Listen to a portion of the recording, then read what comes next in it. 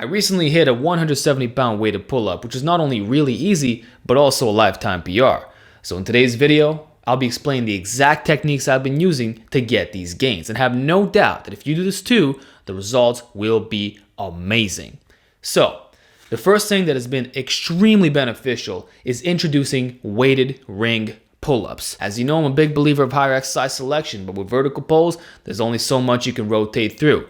I typically do neutral pull-ups, supinated, semi, wide, you name it, I have done it. So in the case of the rings, this is essentially a combination exercise that mixes all the grips into one. That in itself minimizes overuse while ingraining a different movement pattern. So the joint angles are not the same. The fact that you can rotate freely and accommodate your anthropometry in a more natural way already makes it valuable. But then there's another key feature. They are brutally difficult, to the point where loading isn't the same as a traditional bar pull-up. Because the ring's height, you'll pretty much have to wear a weight vest or backpack to get adequate loading, which is what I do. I wear a backpack in front of my body if I want a more upright body posture, or I flip it around and now it turns into an inverted row weighted pull-up hybrid, to which I'm actually leaning back. So in a way that's actually very specific to the sternum pull-up. That's how you manipulate the torso action. Then there's the placement of the straps. You can go wider, close, and even alternate between supinating at the top versus going neutral or just regular pronated. So already the regular ring pull-up offers another max effort variation and being able to do it for volume in a way that doesn't beat you down, aka getting more out of less weight. Then you factor in everything else that could be done and you're pretty much set with this alone. So that has been the number one new lift that I've been doing seriously. And I strongly recommend that you also give it a shot. Now for the second strategy, I started really taking the inverted rows seriously. See, in the past, I would often do it with body weight only, typically upside down in the power rack, using it as a finisher, trying to replace my band rows. But I eventually realized that I was approaching this movement the wrong way. The loading capabilities are very high. So why not induce simple progressive overload and thicken that upper back with a closed chain movement? That's what I did over many months. And you know what? The carryover to pull-ups is there, despite being a horizontal pull. But what guys don't realize is that depending how you do your pull-ups, you can either bias the upper back more or lats, which has to do with grip width and scapular movement. If I have the arms close in front of my body and I'm not maintaining maximum tightness of the upper back, that's a bit more lat focus.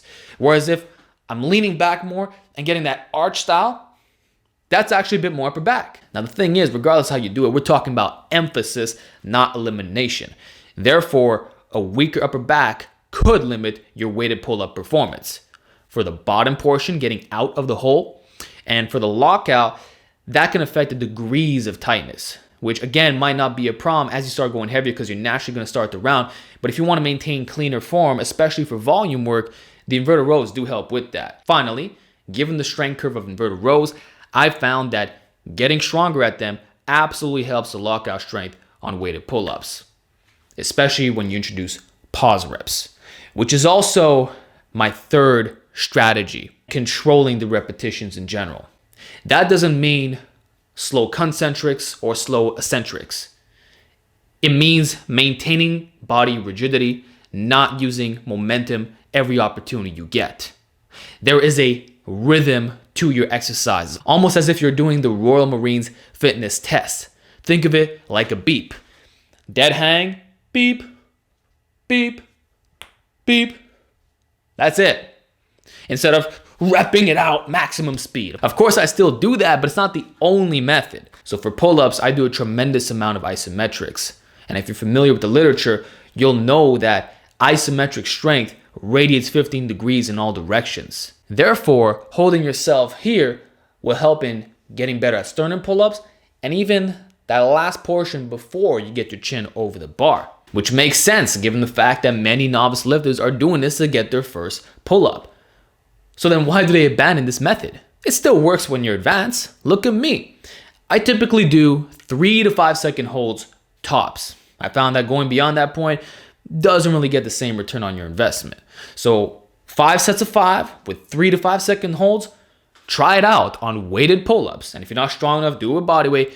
You'll be impressed. Get a complete dead hang with your chin over the bar, cut out that momentum. Fourthly, you have to isolate your muscular weaknesses. And on a weighted chin-up specifically, one of the most common areas that many calisthenics athletes do not address is their biceps. They assume that the compound movements alone are enough. I'm here to tell you that if you do heavy barbell curls, you'll get better vertical pulling strength, which is exactly what I've been doing. I cap my rest between 6 to 10. I'm not doing any burnouts at the moment, and I'm trying to get stronger with basic progressive overload, actually microloading. This allows me to really force through at the top, and I find it's helpful for chin-ups.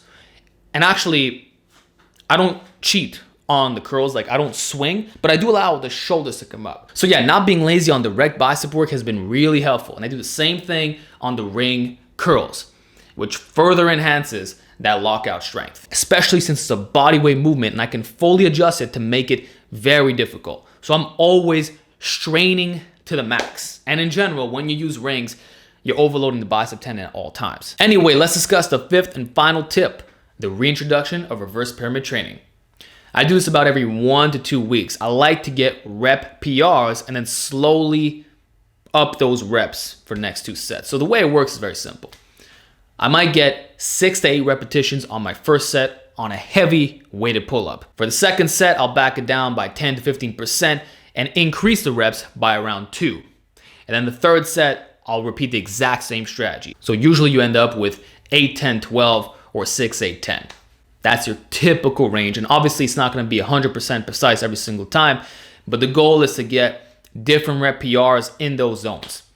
And I found that doing this is really easy on recovery and allows me to push myself in a way that's not only max effort, because if you do pure straight sets, you won't be hitting the same weights with the cleanest form. Like I can do 95 pounds on the weighted chin up for 14 repetitions. That's only for 1 set though. If you were to ask me to reproduce that, I would probably have trouble getting 10 reps. And truth is, if you look at the percentages of my 1 rep max, if I'm doing a classic 3x10 at 70%, it's going to look a lot lower than 90 pounds, which you could say is getting more or less weight, but still, I want to get those rep PRs. I find they're great indicators as to what my performance is like. For example, I recently did 95 for 11 reps. I knew at that moment that I wasn't back at 100% peak performance. So I focused on getting a little bit stronger, and then wouldn't you know that a few weeks later, I upped my best PR by 5 pounds. And the reason I was so confident in doing that is because I had that history logged. So it honestly serves as an excellent test, and you're going a bit heavier than traditional hypertrophy work. Oh, and one thing I didn't mention is that sometimes I'll drop the weight considerably and literally change the reps completely. So I might get 10 reps on set 1, 15 on 2, 20 on 3. So I'm upping 5 reps a set. Again, I don't do this every time, but just to say, I don't live in black and white thinking for anything. I do max effort training, traditional straight sets, reverse pyramid training, many variations, rings. This is conjugate calisthenics, straight up. So yeah, guys, hope you enjoyed this video. I hope I wasn't too confusing. If you have any further questions about these methods, let's hear in the comments section, and I will talk to you all next time.